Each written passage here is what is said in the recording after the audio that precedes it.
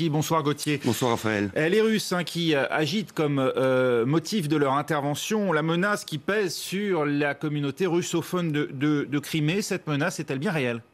Écoutez, on vient d'entendre Sergueï Lavrov et on ne peut pas ne pas se poser la question de savoir s'il y croit lui-même à ce qu'il dit.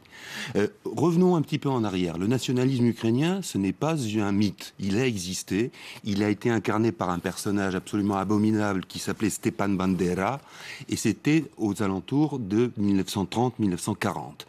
Il a même fondé une légion qui s'appelait la Légion ukrainienne sous les ordres de la Wehrmacht et qui a tué des Polonais, des Russes, des Juifs polonais, des Juifs russes.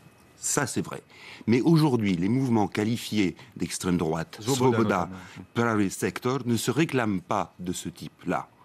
Ils se réclament d'un ultranationalisme ukrainien, certes, mais quand vous regardez les faits et les événements, il n'y a pas eu ces dernières années d'exactions répertoriées, commises à l'encontre de russophones par cette frange-là de l'échiquier politique. D'une manière générale, les violences ont attiré les projecteurs sur ces gens-là, mais il y avait quantité d'autres gens et d'obédience qui étaient dans l'action violente parce qu'il fallait forcer la police ukrainienne à céder. Alors là où il y a un enjeu stratégique, c'est que forcément, dans l'évaluation de l'extrême droite en Ukraine, vous avez la Russie qui pèse justement avec cette affirmation.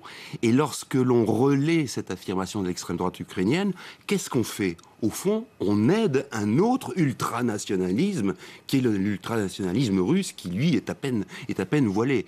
Il y a une erreur monumentale qu'a commise le gouvernement ukrainien, plutôt le Parlement, qui était de décider d'abroger le statut de langue officielle pour le russe. Ça, c'est une erreur catastrophique. Heureusement, le président Turchinov ne l'a pas signé encore. Mais le mal était déjà fait dans une population comme la population russophone de Crimée, qui est à la fois fière et forte de son appartenance à la Russie, et en même temps très fragile parce que ce n'est plus Moscou qui est le centre du monde, ce n'est plus l'URSS.